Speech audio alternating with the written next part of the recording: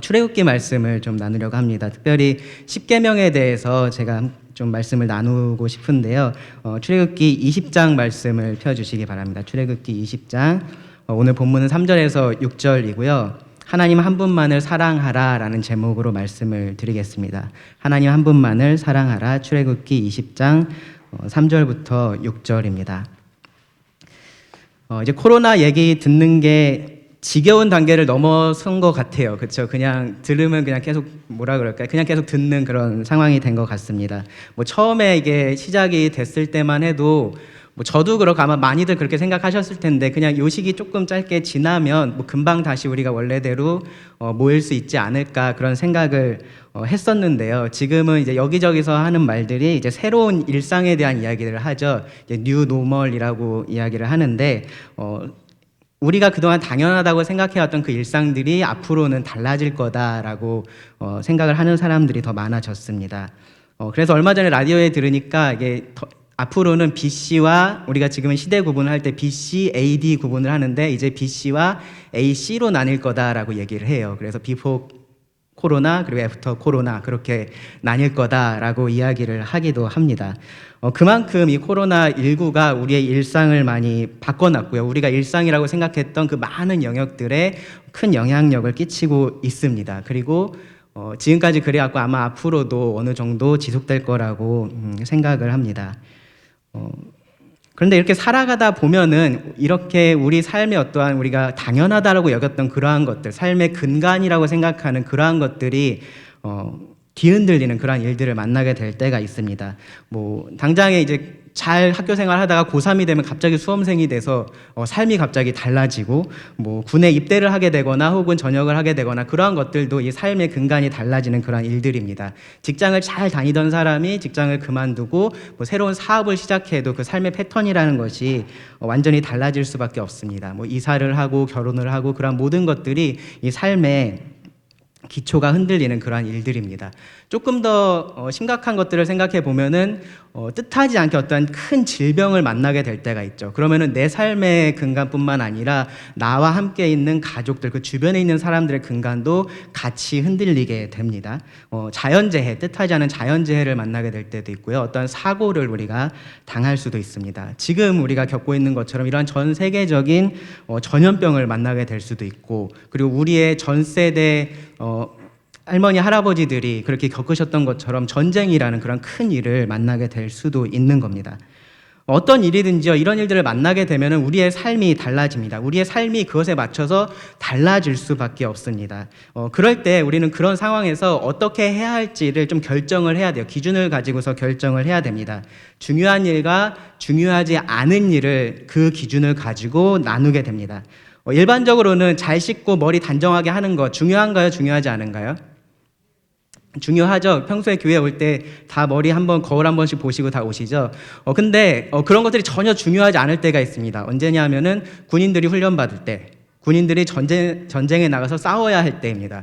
군인이 지금 적군이 눈앞에 들어서 싸우러 나가야 되는데 오늘 머리가 좀 잘 안 됐는데 오늘 좀 화장이 좀 안 받는데라고 하면서 오늘 저 못 나가겠어요라고 말한다면 여러분 뭐라고 말씀하시겠습니까?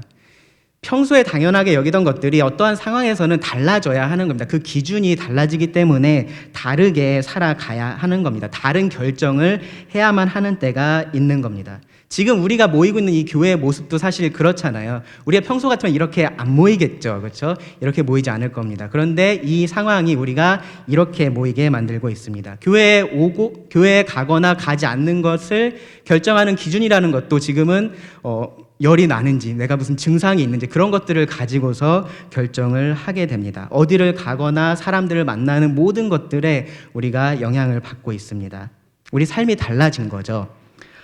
그런데 정확히 말씀드리면 우리의 삶이 달라진 것이 아니라 우리 삶의 모습이 달라졌다라고 말을 해야 됩니다. 그러니까 이것 때문에 우리의 삶 자체가 달라졌다라고 말하기보다는 우리가 살아가는 이 모습이 달라졌다라고 말을 해야 됩니다. 환경이라는 것이 우리가 어떻게 살아가는 데 있어서 분명히 영향을 주지만 우리의 삶을 그 환경이 결정을 하는 것은 아닙니다. 삶의 그 중심에 무엇이 있느냐, 우리가 무엇을 중요하게 생각하느냐에 따라서 똑같은 환경에서도 우리는 다르게 살아갈 수가 있는 겁니다. 잘 아시는 것처럼 12명의 정탐꾼이 가나안 땅에 들어갔다 왔었죠. 그 12명이 정반대의 의견을 내놓았습니다. 여호수아와 갈렙은 그곳에 올라가서 우리가 싸워서 이길 수 있다라고 말을 했고요. 나머지 10사람은 절대로 우리가 이길 수 없으니까 우리 여기서 그냥 돌아가자라고 말했습니다.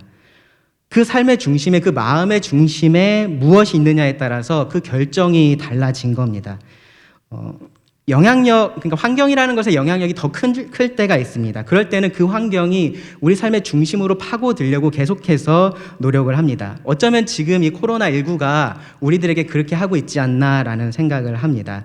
일상인 듯 아닌 듯한 이 시간이 계속해서 지나가면서 저도 모르게 또 여러분들도 아마 그런 경험들을 하실 텐데 내가 정말로 무엇을 중요하게 생각하고 어떻게 살아왔는지, 왜 그동안 내가 교회에 모였었고 왜 그동안 내가 이런 일을 했었고 그런 것들의 생각을 그냥 까맣게 잊은 채 그냥 살아가는 겁니다.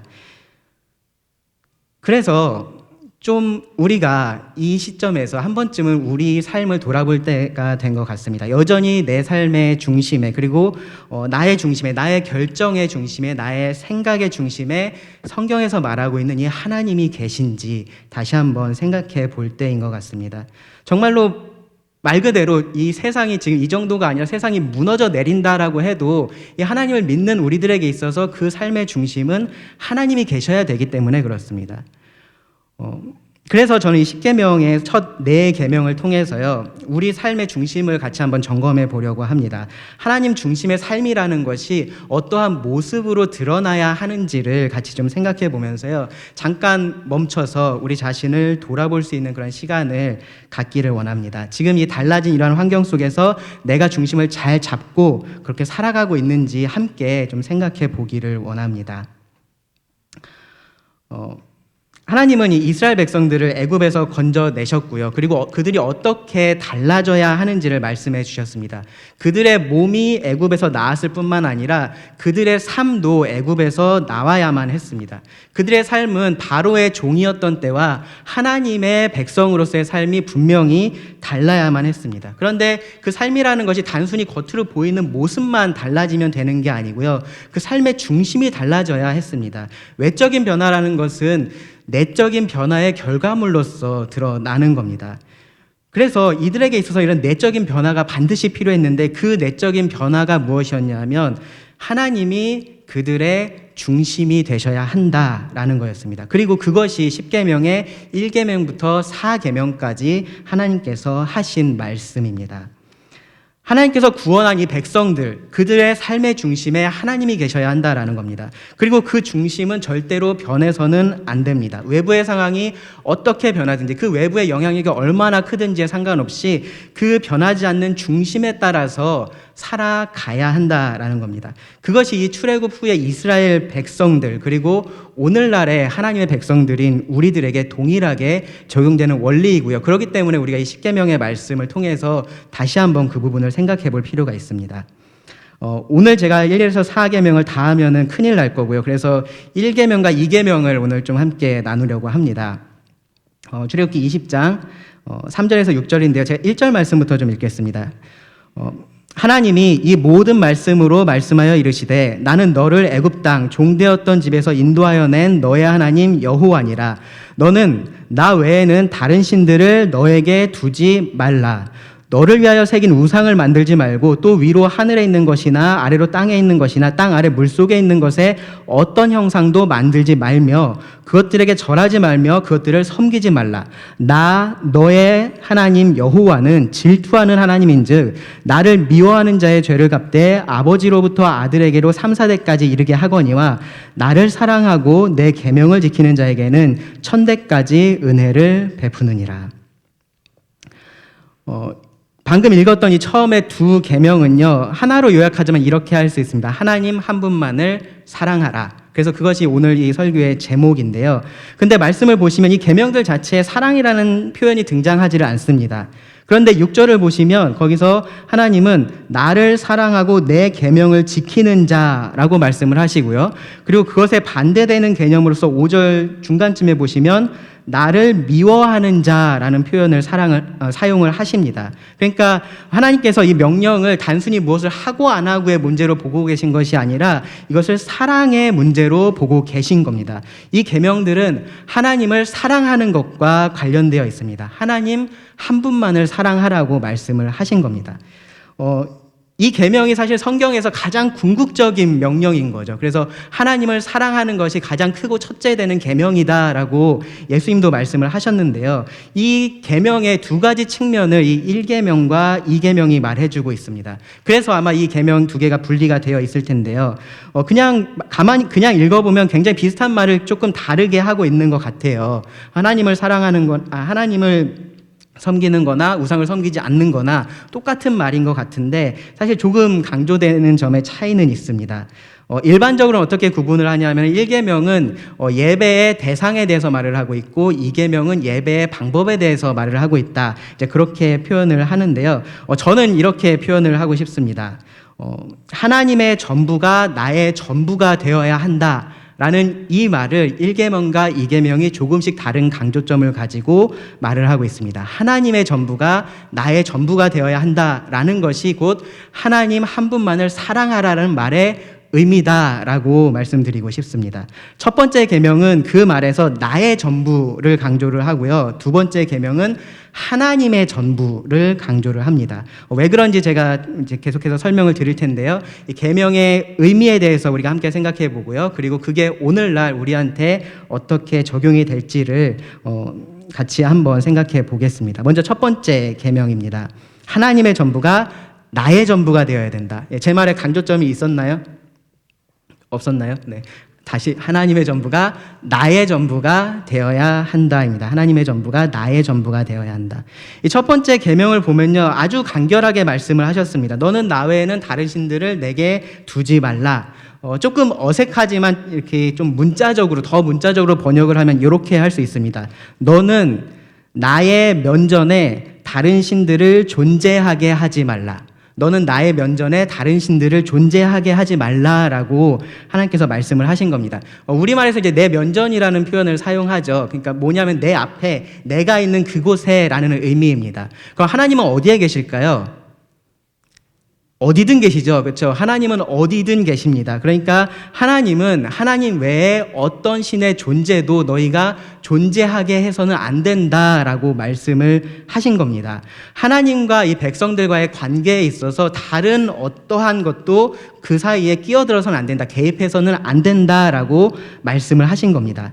근데 하나님께서 이 말씀을 하신 것은 이 하나님이 어떤 분이신지, 하나님이 누구신지에 근거가 되어 있습니다.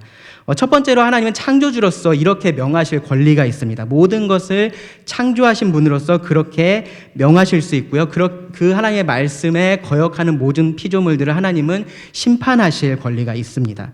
그런데 여기서는요, 하나님께서 선택하신 그 백성들의 구원자로서 이 말씀을 하세요. 그래서 2절 말씀에서 이렇게 말씀을 하시잖아요. 나는 너를 애굽 땅 종되었던 집에서 인도하여 낸 너의 하나님 여호와니라. 그러니까 지금 이 출애굽기 20장부터 계속해서 하나님께서 그 백성들에게 어떻게 해야 할 것, 이 계명들을 주실 텐데 이것이 그냥 아무 맥락 없이 갑자기 그들에게 찾아와서 자, 지금부터 너네가 내 말을 이러한 것들 잘 지키면 내가 너에게 복을 줄 거야. 그렇게 말하고 있는 상황이 아니다라는 겁니다. 하나님은 이미 이들에게 나타나셔서 자신을 나타내셨습니다. 드러내셨습니다. 이들의 조상이었던 그 아브라함을 선택을 하셨고요. 그리고 그 아브라함에게 복 주실 것을 약속을 하셨습니다. 그 복이 후대에 나타나게 되죠. 근데 그 후손들이 그냥 계속해서 복만 받고 잘 사는 게 아니라 타국에 가서 종살이를 하게 될 건데 하나님께서 그들을 인도해 내실 거다, 구원해 내실 거다라는 말씀을 이미 다 해주셨습니다. 그리고 정말로 하나님의 말씀대로 그들이 타국에 가서 애굽이라는 곳에 가서 종살이를 하게 됐었고요. 그리고 때가 되었을 때 하나님께서 그들의 신음하는 소리, 탄식 소리를 들으시고 그들을 애굽의 종살이에서 구원해 내셨습니다. 강대국이었던 그 당시에 강대국이었던 애굽, 그리고 그들이 인도하던 그 신들에게서 하나님께서 자기 백성을 구원해 내신 겁니다. 이런 얘기들을 다른 신화들에서 보면 대부분 어떤 식으로 진행이 되냐면은 이 민족의 신과 그 민족의 신이 싸웁니다. 싸워서 힘이 더 센 신이 이겨요. 근데 이 출애굽 사건을 여러분들 읽어보시면 이 출애굽은 신과 신 사이의 싸움이 아니었습니다. 하나님의 그들의 신에 대한 심판이었습니다. 하나님께서 그들을 심판하셨습니다. 그리고 굳이 하나님께서 그들에게 재앙을 10번이나 내리시고 가까운 길을 놔두고 광야길로 인도하고 했던 그러한 것들이 하나님이 어떻게 능력이 부족해서 그렇게 할 수밖에 없어서 그랬던 것이 아니다라고 하나님은 분명하게 말씀을 하십니다. 하나님은 이 모든 사건들을 통해서 온 천하에 하나님이 어떤 분이신지를 분명하게 선포하기를 원하셨습니다. 그래서 이 출애굽 사건을 여러분들 가만히 읽어보시면 계속해서 이런 비슷한 표현들이 등장합니다. 내가 여호와인 줄 알리라. 내가 여호와인 줄 알리라. 바로가 알게 될 거고, 애굽 사람들이 알게 될 거고, 이스라엘 백성들이 알게 될 거고, 모세와 아론이 알게 될 거고, 온 천하가 알게 될 거고, 그러한 말씀들을 하나님은 계속해서 하십니다. 하나님을 드러내신 겁니다. 알리신 겁니다. 그럼 이 출애굽기 20장에 와서 이 이스라엘 백성들은 하나님을 충분히 알았습니다. 하나님이 아닌 다른 신을 섬길 이유가 전혀 없다라는 것을 그들의 지식적으로도 알게 됐고요. 그리고 이 모든 체험을 통해서 그들은 분명하게 알게 됐습니다. 하나님은 모든 능력의 하나님이실 뿐만 아니라 그 백성들에게 사랑을 베푸시고 오래 참으시고 은혜를 베푸시는 분이시다라는 것을 그들이 알게 되었습니다. 하나님께서 그런 상황에서 이 백성들에게 자기 자신을 내가 너의 하나님이다 라고 소개를 하시면서 그들과의 언약의 관계에 스스로 들어가시는 겁니다. 이 언약에 하나님께서 스스로를 메어 놓으시는 겁니다. 그러면서 내가 이 언약에 헌신할 테니까, 충성할 테니까 너희도 나에게 그렇게 해라 라고 말씀을 하시는 겁니다. 이 말씀을 이런 말씀들을 보면요, 이러한 언약은 사실은 부부간의 서약하고 아주 유사합니다. 결혼식에서 이 부부가, 남편과 아내가 나와서 서로를 향해서 그 사랑을 맹세하는 그 모습과 아주 유사하다라는 것을 알 수 있습니다. 그래서 하나님은요, 여기 5절 말씀에 보시면 그 자신에 대해서 뭐라고 표현도 하셨냐면 중간에 보시면 나 너의 하나님 여호와는 질투하는 하나님이다라고 말씀을 하십니다. 질투하는 하나님이다. 일반적으로 질투라고 하면 제가 사전도 찾아봤는데 긍정적인 단어가 아니에요. 그렇죠? 질투라는 것은 그렇게 긍정적인 단어가 아닙니다. 내가 가지지 못한 것을 갖고 싶어 하는 마음이에요. 그래서 다른 사람들을 보면서 나도 저걸 가지고 싶다라고 생각을 하든지 아니면은 내가 저걸 가지고 싶다라고 생각을 하든지 그러한 것들이 질투입니다. 그래서 이 질투라는 것이 다른 죄로 쉽게 이어집니다. 그것을 내가 가져올 수 있으면 도둑질이 되는 거고요. 내가 그걸 가져올 수 없으면 어떻게 할까요? 원망하고 짜증내고 불평을 쏟아내겠죠. 그것이 이제 질투입니다. 근데 다른 측면에서 보면 이 긍정적인 질투라는 것이 사실 있습니다. 이거를 뭐 더 좋은 표현이 있을까 가만히 생각해 봤는데 없는 것 같아요. 그래서 아마 질투라고 성경에도 그냥 번역이 된 것 같은데 이 당연한 이 관계에 있어서 질투라는 것이 있습니다. 부부 관계를 생각해 보시면 사실 이해가 쉽습니다. 부부라는 것은요, 부부 관계라는 것은 서로만을 사랑하기로 결심한 사람들인 거죠. 그렇죠? 서로만을 사랑하기로 자발적으로 그렇게 결심한 사람들입니다. 그러니까 이 두 사람 사이에서만 그 관계가 성립이 되고요. 이 두 사람 사이에서만 누릴 수 있는 그런 관계의 즐거움이라는 것이 그 부부 안에는 있습니다. 이 사랑에 기초한 자발적이고 그리고 전적인 헌신의 관계, 이거를 배타적인 사랑의 관계라고 표현을 할 수 있습니다. 배타적인 사랑의 관계. 배우자와 나만이 누릴 수 있는 그러한 관계의 즐거움입니다. 이것을 다른 누구하고 공유할 수도 없고요. 공유해서도 절대로 안 되는 겁니다. 그 중간에 다른 사람을 끼워 넣으면은 안 됩니다. 그리고 그렇기 때문에 이 관계를 보호하고 계속해서 유지하는 것은 기본적으로 사랑이겠지만 그 사랑의 이면에는 뭐가 있습니까? 그래서 질투라는 것이 있어야 되는 거죠. 그러니까 내 배우자가 내가 아닌 다른 사람과 나와 누릴 수 있는 그 즐거움을 같이 누리고 있다. 그걸 보고 내가 아무렇지 않다. 그러면 이 관계가 사실 문제가 있는 겁니다. 정상적인 관계라고 말할 수가 없는 겁니다. 그 관계를 지키기 위해서는요, 질투라는 것이 필요합니다. 저것은 내 것이야 라는 것이 그럴 때는 필요하다라는 거죠. 배타성이라는 것이 필요하다라는 겁니다. 하나님께서 그렇게 이 관계를 지키신다라는 거고요. 그리고 자기 백성들에게도 그렇게 하라라고 요구하시는 그러한 말씀이 이 첫 번째 계명입니다. 사실 하나님만 섬겨야 된다라는 말이 오늘날 우리들에게 그렇게 좀 뭐라 그럴까 이상하게 들리는 말은 아닙니다. 우리들한테는 굉장히 익숙한 그런 표현이죠. 근데 이 당시의 사람들에게는 굉장히 낯선 그런 명령이었을 겁니다. 왜 그러냐면은 그 당시의 사람들은 많은 신들을 섬겼습니다. 어느 하나의 신만을 섬겨야 한다라는 그러한 요구를 받아본 적이 없었던 사람들입니다. 뭐 그 당시에 전쟁이 있으니까 정복을 하기도 하고 정복을 당하기도 하면 이 정복민들이 와가지고 이 피정복민들에게 우리 신을 섬겨라고 말은 하지만 그렇다고 해서 너희 신을 버려라고 말하지는 않았다라는 겁니다. 왜냐하면 다른 신을 섬기는 게 별로 문제될 게 없었으니까요. 그리고 그들 신들이 사실 이름만 조금씩 다르지 다들 비슷비슷한 신들을 섬겼습니다. 여러분들이 그 고대 신화들을 보시면 아시겠지만 다들 비슷비슷한 신들이 있어요. 근데 이름만 조금씩 다릅니다. 그러니까 다른 신의 존재를 부인할 이유가 전혀 없었습니다. 그러니까 한 신만을 섬겨라 라고 요구할 이유도 전혀 없었습니다. 애굽도 마찬가지였고요. 그 안에서 살아왔던 이스라엘도 마찬가지였을 겁니다. 그런 이스라엘에게 하나님께서 오셔서 너희가 다른 신의 존재를 인정하지 말고 오직 나 하나님만을 참된 신으로 인정하고 섬겨야 한다라고 말씀을 하시는 겁니다. 굉장히 이상하고 낯설고 이해하기 어려운, 내가 어떻게 해야 할지 잘 모르겠는 그러한 명령이었을 겁니다. 그러니까 모세도 이 뒤로 보면요, 계속해서 이스라엘 백성들에게 했던 얘기가 그 얘기예요. 하나님이 어떤 분이신지 아느냐? 이 하나님과 같은 분이 없다. 그러니까 너희가 하나님만 섬겨야 된다. 하나님만 섬겨야 된다. 그 얘기를 정말로 죽을 때까지 모세가 이스라엘 백성들에게 계속해서 했습니다. 여러분, 여호수아도 어떻게 했습니까? 여호수아도 그 마지막 고별 설교에서 너희가 오늘날 너희가 섬길 자를 택하라라고 말했습니다. 너희가 이 우상들을 버리고 여호와만을 섬겨야 된다라고 계속해서 강조를 합니다. 왜냐하면 그 말의 의미를 이 사람들이 이해를 계속해서 못하는 겁니다. 하나님 섬기라고 해서 하나님 섬기고 있는데 뭐가 문제냐라고 생각을 하는 겁니다. 하나님은 여럿 중에서 내가 최고면 돼라고 말씀을 하신 게 아닙니다. 오직 하나님 한 분이어야 한다라고 백성들에게 말씀을 하신 겁니다. 이 명령에서 약간 흥미로운 점이요. 하나님께서 여기 말씀해 보시면 너는 나 외에 다른 신들을 너에게 두지 말라라고 말씀을 하셨어요. 다른 신들을 여기서 언급을 하십니다. 그냥 아까 이 말을 그냥 들으면 다른 신도 있나 보다라고 그렇게 생각을 할 수가 있겠죠. 근데 성경 전체의 일관된 가르침은 다른 신은 없다입니다. 다른 신은 없다.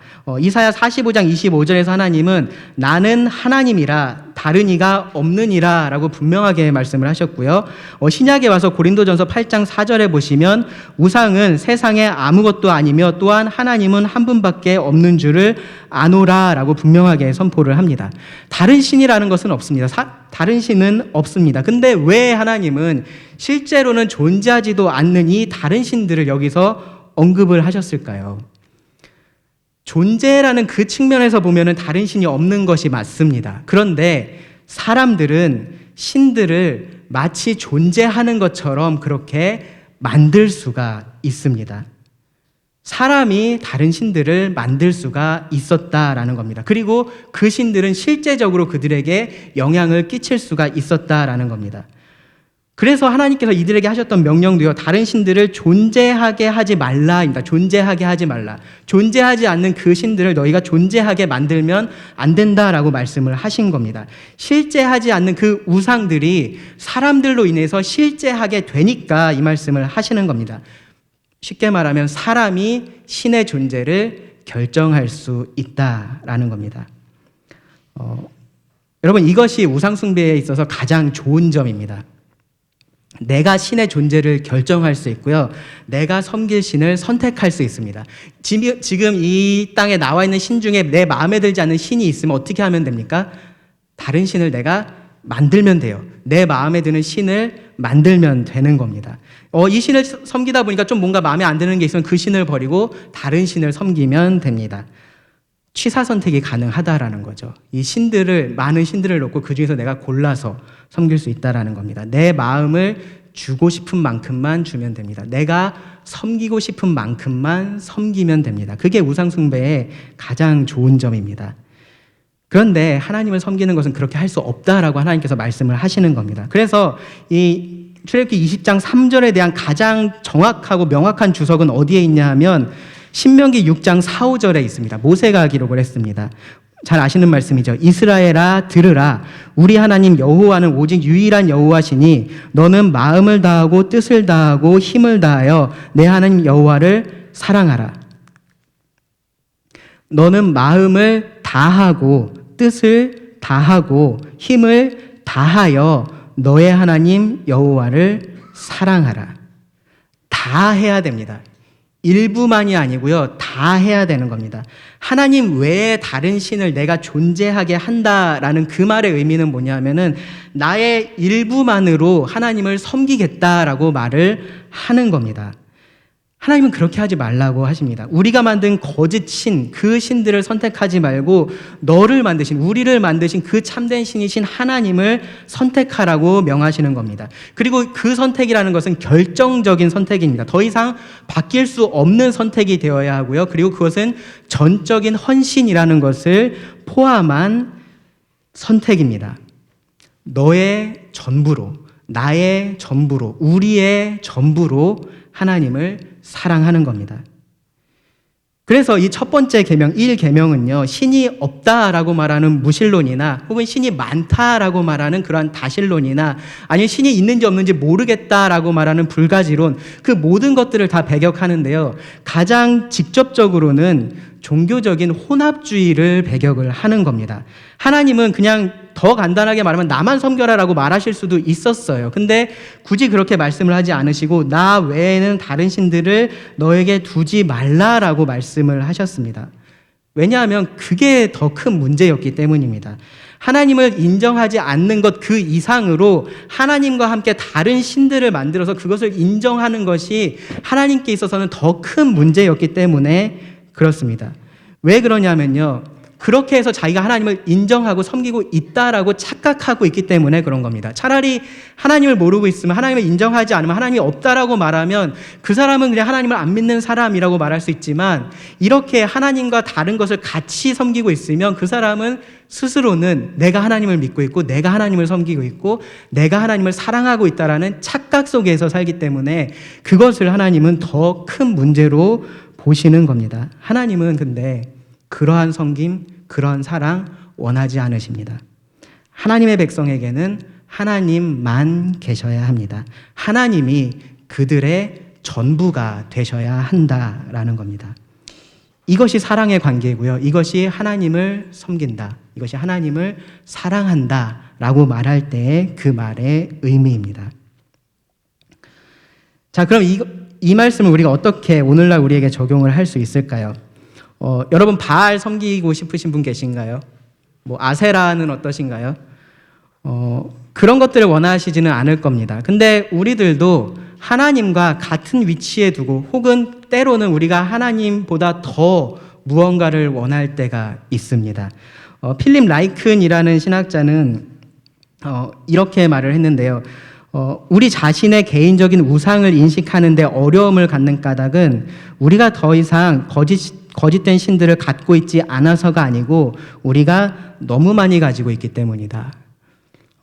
우리가 너무 많이 가지고 있기 때문에 나한테 우상이 뭐가 있는지조차 잘 모르고 있는 겁니다. 우리는 재물을 원합니다. 사회적인 성공을 원합니다. 남에게 인정받고 싶어 하고요. 다른 사람에게 사랑받고 싶어 합니다.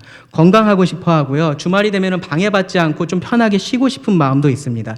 맛있는 거 먹으러 가고 싶은 그러한 마음도 있고요. 좋은 옷을 입고 싶은 마음도 있습니다. 즐겁기를 원합니다. 평안하기를 원합니다.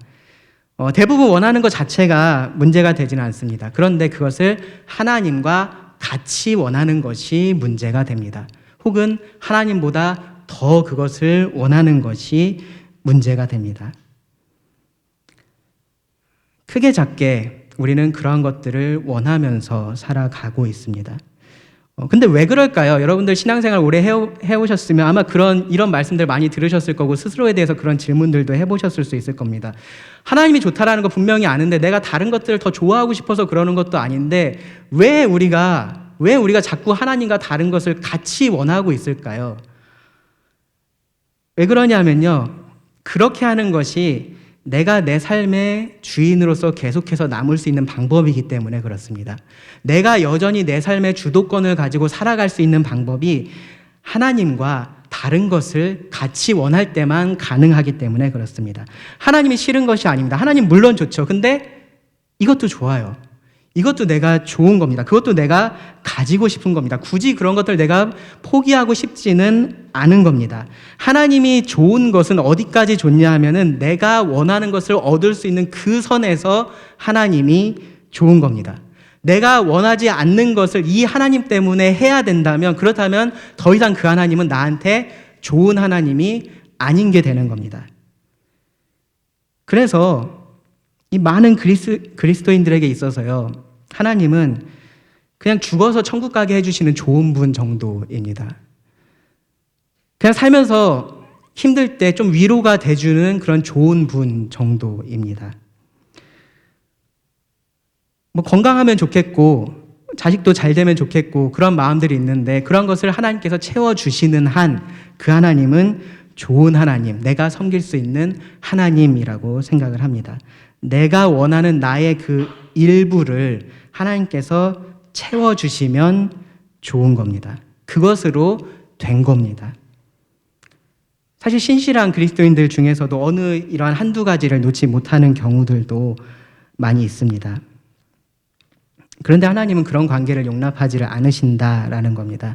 하나님은 우리의 일부가 아니라 우리의 전부를 원하십니다. 우리의 일부만 하나님께서 구원하셔서 그 일부를 가지고 거룩하게 하시고 그 일부를 가지고 하늘나라 영원한 삶을 살아가게 하신 게 아니고요, 우리의 전부를 구원하셔서 우리의 전부를 영화롭게 하실 겁니다. 우리의 전부를 통해서 하나님은 영광 받으시기를 원하십니다. 그래서 우리가 이 말씀을 통해서 우리를 좀 돌아볼 필요가 있습니다. 내가 무엇을 원하는지, 내가 무엇을 좋아하는지, 내가 어디에 관심이 많이 있는지, 내가 뭐를 사랑하고 있고 내가 무엇을 좀 의지하고 있는지 좀 돌아볼 필요가 있습니다. 내가 내 시간을 지금 어디에 많이 쓰고 있고, 내가 내 재물을 어디에 많이 쓰고 있고, 내 재능을, 내 에너지를, 내가 가진 것들을 어디에 많이 쓰고 있는지 한 번쯤 점검해 볼 필요가 있습니다. 혹 그 중에서 어떤 것이 하나님 안에 있지 않다면, 혹은 하나님과 관계없이 있다면, 혹은 하나님을 대항해서 있다면 그것이 여러분들에게는 우상이 된 것입니다. 여러분들이 그 우상을 존재하게 만드신 겁니다. 그러한 것들은요, 여러분 왜 가지고 계신지 아십니까? 나한테 필요한 것 같아서 가지고 있는 겁니다. 내가 그것을 좋아하니까 가지고 있는 겁니다. 내가 원하는 이것을 그것이 채워줄 수 있을 거라고 생각을 하니까 가지고 있는 겁니다. 그런데 여러분들이 그런 것을 가지면 가질수록 하나님으로 채울 수 있는 것들, 하나님으로 누릴 수 있는 그 기쁨들을 빼앗기게 될 겁니다. 여러분들이 부부 사이에서 누릴 수 있는 그 즐거움을 다른 누군가와 나누려고 하면 이 부부 사이에서 누릴 수 있는 그 참된 즐거움을 빼앗길 수 있는 것과 동일한 원리입니다. 그런 것들이요, 사탄의 도구가 되어서 나를 하나님으로부터 점점 더 멀어지게 만든다라는 것을 여러분 반드시 아셔야 합니다. 그래서 그런 것들을 내려놓고 하나님으로 그 자리를 채우셔야 합니다. 그렇게 하나님이 나의 전부가 되어야만 합니다. 여기까지가 첫 번째 계명이었습니다. 자, 그럼 두 번째 계명을 함께 살펴보겠습니다. 두 번째 계명, 제가 처음에 말씀드렸던 문장 기억하시나요? 하나님의 전부가 나의 전부가 되어야 한다. 네, 이 두 번째 계명에서는 하나님의 전부가 나의 전부가 되어야 한다를 강조를 합니다. 두 번째 계명은 조금 더 길게 기록은 되어 있는데요, 그 핵심은 제일 앞에 있습니다. 그 4절 처음에 보시면은 너를 위하여 새긴 우상을 만들지 말라라고 말씀을 하셨습니다. 여기 새긴 우상이라고 말씀을 하고 있죠. 어떠한 형상을 만드는 겁니다. 하나님은 하늘에 있는 것이나 땅에 있는 것이나 물에 있는 것들, 즉 다르게 말하면은 하나님께서 만드신 피조물인 거죠. 그러한 피조물에 어떤 형상도 만들지 말라라고 말씀을 하셨습니다. 그냥 여기만 딱 보면은 그러면은 뭐 조각하면 큰일 나는 건가? 뭐 무슨 그림 그리면 큰일 나는 건가? 그런 생각 혹시도 할 수 있잖아요. 그렇죠? 근데 그런 거를 금하신 것이 아니고요, 절하기 위한 목적으로, 그것을 예배하기 위한 목적으로, 섬기기 위한 목적으로 그런 것을 만드는 것을 금하신 겁니다. 앞서서 제가 좀 말씀드렸던 것처럼 이 당시의 사람들이 사실 다 그렇게 살았습니다. 그냥 우상 여기저기 있어, 저기에 신 있고 저기에 신 있고 그렇게 살았던 것이 아니라 이 신이 있으면 그 신을 이들은 만들었어요. 산의 신이 있으면 산의 신을 만들었고요. 바다의 신이 있으면 바다 신을 그들이 만들었고 만들어서 섬기는 일들을 했었습니다. 형상을 만들어서 그들의 신을 섬겼습니다. 근데 그 형상들이라는 것은 하나님께서 만드신 그 피조물들이었고요. 사람들이 그 피조물의 형상을 그들 가까이에 두고 섬기기를 원했었던 겁니다. 때로는 그 형상 자체를 신이다라고 그렇게 말을 하는 경우도 있었고요. 혹은 그것을 통해서 어떠한 신과 접촉할 수 있다라고 믿는 경우들도 있었습니다. 그 형상 자체를, 우상 자체를 이제 신성시하는 거죠. 뭐 어떤 식으로든 사람들이 만든 이러한 우상들은 그들이 믿는 신을 보여주는, 나타내는 그러한 역할들을 했습니다. 그러한 모습들이 하나님께서 보실 때는 굉장히 역설적으로 보였을 겁니다. 그리고 그뿐만 아니라 굉장히 역겨우셨을 겁니다. 이 로마서 1장에서 바울은 이렇게 말을 했는데 1장 20절에 보시면 창세로부터 그의 보이지 아니하는 것들 곧 그의 영원하신 능력과 신성이 그가 만드신 만물에 분명히 보여 알려졌나니 이 모든 피조물들이 그들을 만드신 창조주 하나님의 어떠하심을 드러내면서 하나님의 영광을 선포하고 있는데 이 사람들은 그 하나님은 보지를 않고 이 피조물들을 가지고 이것이 우리의 신이야 라고 하면서 섬기고 있었으니 하나님께서 보실 때 그것이 얼마나 역겨운 일이었겠습니까? 이 피조물들의 존재의 목적이 하나님을 드러내는 것이었는데 그것하고 정반대로 사용이 되고 있었던 겁니다. 여러분, 훌륭한 노래가 있고 그것을 만든 사람이 있다라고 생각해 보십시오. 노래를 들으니까 노래가 너무 좋습니다. 이 노래를 만든 사람이 누군지도 알아요. 근데 그 사람 앞에 가서 이 사람은 철저하게 무시를 하면서 이 노래가 얼마나 좋은지만 계속해서 칭찬을 늘어놓는다라고 여러분 생각해 보시기 바랍니다. 이 노래만 계속해서 연구를 하고 이 노래가 얼마나 아름다운지에 대해서 논문을 쓰고 책을 써내고 한다라고 생각해 보시기 바랍니다. 그리고 계속해서 그러다 보니까 이 사람들이 어떠한 결론에 도달했냐면은 이러한 위대한 노래는 사람이 만들 수가 없다. 이 노래는 저절로 생겨났다. 라고 말을 하고 있다라고 여러분 생각해 보시기 바랍니다. 말이 안 되죠. 로마서에서 바울이 그래서 이어지는 말씀에서 이렇게 말씀을 합니다. 1장 21절부터 23절에 보시면 사람들이 하는 일에 대해서 이렇게 말합니다. 하나님을 알되 하나님을 영화롭게도 아니하며 감사하지도 아니하며 오히려 그 생각이 허망하여지며 미련한 마음이 어두워졌나니 스스로 지혜 있다 하나 어리석게 되어 썩어지지 아니하는 하나님의 영광을 썩어질 사람과 새와 짐승과 기어다니는 동물 모양의 우상으로 바꾸었느니라. 생각해보면 우상숭배라는 것이 정말로 어리석습니다. 그러니까 이러한 것들을 우리가 알고서 보면 정말로 어리석습니다. 근데 왜 사람들이 우상을 섬길까요? 왜 우상숭배를 할까요?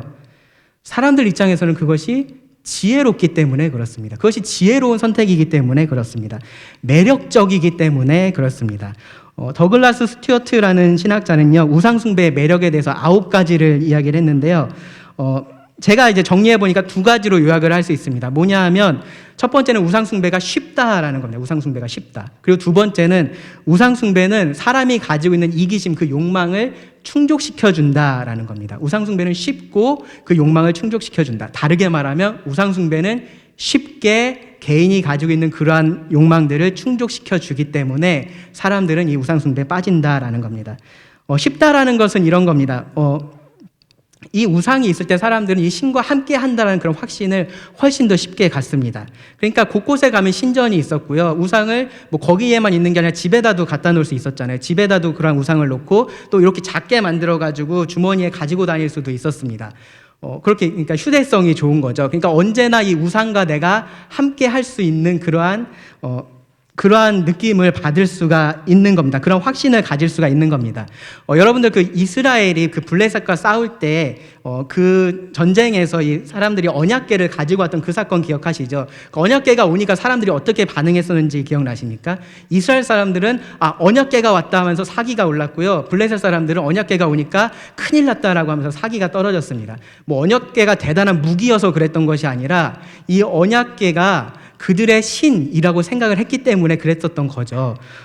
그것처럼 사람들은 그렇게 쉽게 이 보이는 것을 가지고 그들의 신과 함께 한다라는 생각을 하게 되는 겁니다. 또 우상숭배가 쉬웠던 이유는 그 당시에 모든 사람들이 다 그렇게 우상을 섬기고 있었기 때문에 그것이 쉬웠습니다. 그리고 그것이 그들에게 있어서 또 논리적이기도 했습니다. 왜냐하면은 이 세상을 바라볼 때 참 여러 가지 것들, 하늘도 있고 땅도 있고 그런데 그러한 것들을 하나의 신이 다 주관한다라고 하기보다는 하늘에는 하늘의 신, 땅에는 땅의 신, 그리고 바다에 가면 바다의 신, 그렇게 이해하는 게 이 세상을 훨씬 더 논리적으로 이해할 수 있는 그러한 좋은 수단이 되었습니다. 그래서 우상숭배는 쉬운 거였습니다.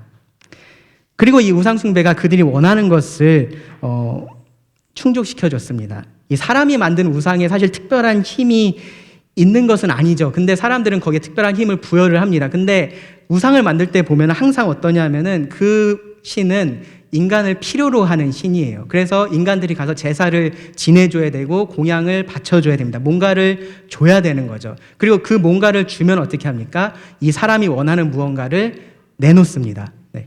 그렇기 때문에 이 우상숭배라는 것이 그런 면에서 욕망을 충족시키기에 참 좋은 것이었습니다. 그냥 다른 거 필요 없고 그냥 의식적으로 해야 될 것만 내가 가서 하면 내가 원하는 것을 그 신을 통해서 얻을 수 있다라는 믿음이 그들에게 있었습니다. 그리고 실제적으로도 그들은 이 우상숭배라는 것을 통해서 그들이 원하는 것을 자유롭게 그렇게 얻을 수가 있었습니다. 오늘날의 문화로서 남아있는 것들 여러분 가만히 생각해 보시면 종교하고 관련된 것들이 굉장히 많습니다. 이 종교 의식이라는 것이 사실은 오늘날의 어떠한 쇼하고 굉장히 비슷해요. 그래서 거기 가면은 볼거리도 많았고요, 뭐 들을거리도 많았고요, 만질거리도 있었고요, 여러 가지 먹을거리 그런 것들이 굉장히 풍부했습니다. 가서 먹고 취하는 것도 아무런 문제가 되지 않았습니다. 왜냐하면 오히려 그렇게 하는 것이 그들의 신을 더 잘 섬기는 거라고 그들이 가르쳤기 때문에 문제될 것이 하나도 없었습니다. 신전에서 매춘이 행해졌습니다. 이성 매춘, 동성 매춘, 그런 매춘들이 행해졌는데요. 그런 것도 문제될 것이 전혀 없었습니다. 왜냐하면 그렇게 그들이 그들의 신을 자극해서 그 신이 자신들을 복준다라고 믿었기 때문에 그렇습니다. 그러니까 사람들이 가지고 있는 기본적인 그런 모든 욕망들을 이 우상이라는 것이, 우상 숭배라는 것을 통해서 사람들은 아주 쉽게 잘 충족시킬 수가 있었다라는 거죠. 다르게 말하면 이 우상 숭배의 매력이라는 것은요, 나를 너무 귀찮게 하거나 너무 힘들게 하지 않으면서 내가 원하는 것을 만족시킬 수 있다는 데 있었다라는 겁니다. 그러니까 굳이 우상 숭배를 안 할 이유가 그 사람들에게는 없었습니다. 그 사람들에게 있어서는 지혜로운 선택이었던 겁니다. 근데 하나님께서 보실 때는 정말로 어리석은 선택이었습니다. 그래서 하나님은 이 백성들에게, 하나님의 백성들에게는 피조물을 창조주로 섬기게 하는 그 우상을 만들지 말라라고 명령을 하신 겁니다. 자, 그러면 그런 거짓 신들만 우상으로 만들지 않으면 되는 거냐? 그럼 하나님은, 우리가 믿고 있는 이 하나님은 그럼 우상으로 만들어도 괜찮은 거냐? 이 말씀에 보시면 하나님은 어떤 신에 대한 말씀을 하고 계시지 않고요, 그냥 단순히 우상을 만드는 것에 대해서 금하고 계십니다. 그렇기 때문에 하나님의 형상을 만드는 것도 금지되었다라고 우리가 생각을 해볼 수 있습니다. 근데 여러분 가만히 생각해 보시면 사람들이 우상을 만들어서 섬기면서 이 우상은 실제로는 없는 건데 내가 그냥 만들어 놓은 우상이고 난 그냥 이걸 섬기는 거야, 그렇게 생각하면서 우상을 만들어서 섬기지 않잖아요. 그들은 참된 신이라고 만들어 놓고서 섬기는 것들이 우상입니다. 그러니까 다른 말로 하면 하나님의 모든 우상이라는 것은 하나님의 형상을 자기가 이해한 대로 만들어 놓은 것이 우상이다라는 겁니다. 하나님을 자신들이 원하는 모습으로 형상해 놓은 것이 우상입니다. 그렇기 때문에 어떠한 경우라도 사람이 나무로 만들든 돌로 만들든 금으로 만들든 뭐 다이아몬드로 만들든 뭐를 가지고 만들든 형상화해 놓은 어떠한 재료로 만든 그 형상화된 우상은 참되신 하나님을 왜곡하고 제한한다라는 겁니다. 그래서 이 십계명 이후에요, 바로 하나님께서 이 제단에 대한 규례를 주세요. 어떻게 너희가 나를 섬겨야 하는지 그 제단에 대한 규례를 주시면서 20장 23절에 보시면 너희는 나를 비겨서 은으로나 금으로나 너희를 위하여 신상을 만들지 말라라고 분명하게 말씀을 하십니다. 만들어 놓고 이건 우리가 믿는 하나님이야, 성경의 하나님이야 라고도 할 수 없다라는 거죠. 근데 이 말씀에 보시면 방금 제가 읽었던 그 말씀도 그렇고요, 이 계명에서도 그렇고요, 우상을 만들지 말라라고 말씀하실 때 바로 앞에 하나님께서 동일하게 언급했던 것이 있습니다. 뭐냐 하면은 너를 위하여입니다. 너를 위하여. 너를 위하여 우상을 만들지 말라라고 말씀을 하셨습니다. 사람이 하나님을 형상화하는 것은 하나님을 위해서 하는 일이 아니다라는 거죠. 그러니까 그걸 만드는 사람은 하나님을 위해서 한다, 자기가 믿는 신을 위해서 한다라고 생각할 수도 있지만 실제로는 그 모든 것들이 그것을 만드는 그 사람을 위해서 만드는 거다라는 말입니다. 하나님의 형상을 만드는 것은 하나님을 사랑하기 때문에 하는 일이 아닌 겁니다. 그저 사람이 자기를 위해서 그렇게 하는 겁니다. 바로 앞에서 사람들이 우상을 섬기고 우상의 매력을 느꼈었던 그 이유 때문에 하나님의 형상을 만드는 겁니다. 그 이유가 뭐였습니까? 쉽게 내가 원하는 신을 만들어서 내가 원하는 것을 얻을 수 있다라는 겁니다. 성경에서 말하는 하나님도 우상으로 만들면, 이 형상으로 만들면 그렇게 할 수 있기 때문에 하나님은 그것을 금하신 겁니다. 실제로 눈에 보이는 이 우상을 만들어서 눈에 보이지 않는 하나님을 마치 눈에 보이는 것처럼 우리가 만들어버릴 수 있습니다. 어느 곳에나 계시는 그 편지하신 하나님을 이 우상이라는 것을 만들어 놓음으로써 그곳에 하나님을 제한시킬 수가 있습니다. 그것을 내가 지니고 있으면 마치 하나님이 나하고 가까이 있는 것 같고, 그것이 나에게서 멀어져 있으면 마치 하나님이 나에게서 멀어진 것 같이 우리가 만들 수 있다라는 겁니다. 이 우상이 더럽혀질 수 있는 것처럼 하나님이 그렇게 더럽혀질 수 있는 분처럼 만들 수 있는 거고요. 이 우상이 연약해서 내가 그걸 보호해줘야 하는 것처럼 우리가 믿는 그 능력의 하나님을 그렇게 보호가 필요한 대상으로 우리가 만들 수 있다라는 겁니다. 어떠한 형상이 됐든지 얼마나 아름답게 만들어졌든지 그 하나님의 형상은 성경에서 말하고 있는 이 참 하나님을 부인한다라는 겁니다. 이 사건이 사실은 바로 뒤에 이어져서 나와요. 이스라엘 백성들이 모세가 이 산에 올라가서 하나님께 이런 계명들 듣고 있을 때 아래 있던 이스라엘 백성들이 뭐를 했습니까? 금송아지를 만들었습니다. 금송아지를 만들어 놓고 뭐라 그랬습니까? 이것이 너희를 애굽에서 만들어낸 너희의 신이다라고 말했습니다. 하나님의 형상을 만든 겁니다. 하나님께서는 그들이 부패했다, 타락했다라고 말씀을 하셨습니다.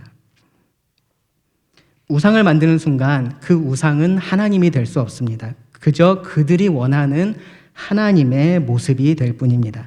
이 십계명의 두 번째 계명은요, 하나님의 형상, 하나님을 형상화하는 것, 우상화하는 것, 그것을 금지합니다. 왜냐하면 그것은 본래의 하나님이 아니라 그 형상을 만든 사람이 원하는 그러한 하나님이기 때문에 그렇습니다. 즉 우상이라는 것은 하나님의 전부가 아니라 내가 원하는 하나님의 일부일 뿐이고요. 하나님은 그렇게 우리가 하나님을 섬기고 사랑하기를 원하지 않으신다라는 겁니다.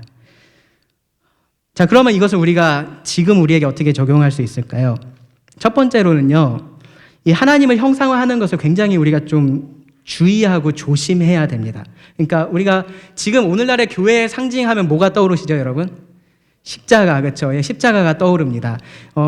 뭐 그것이 크게 문제가 될 것은 아닌데, 문제는 뭐냐면은 그 십자가를 상징 이상의 의미로 여러분들이 받아들이기 시작한다면 그것은 문제입니다. 그러니까 뭐냐면은 항상 십자가 목걸이를 하고 다니면서 이 십자가 목걸이를 했을 때는 내가 마음이 편안한 거죠. 하나님께서 나와 함께 하고 계시는구나. 이렇게 한 번씩 만지면서 아 그래 하나님께서 여기 함께 하시지, 그런 생각을 하다가 어느 날 급하게 나오다 십자가 두고 나왔어요. 하루 종일 너무 불안해. 하나님 저 어떡하죠? 만약에 그런다면 이 십자가가 상징 이상의 의미를 여러분들에게 갖기 시작한 거고요. 그렇다면 그것이 지금 하나님께서 여기 두 번째 계명에서 금지하신 하나님의 형상을 여러분들이 십자가로 만든 겁니다.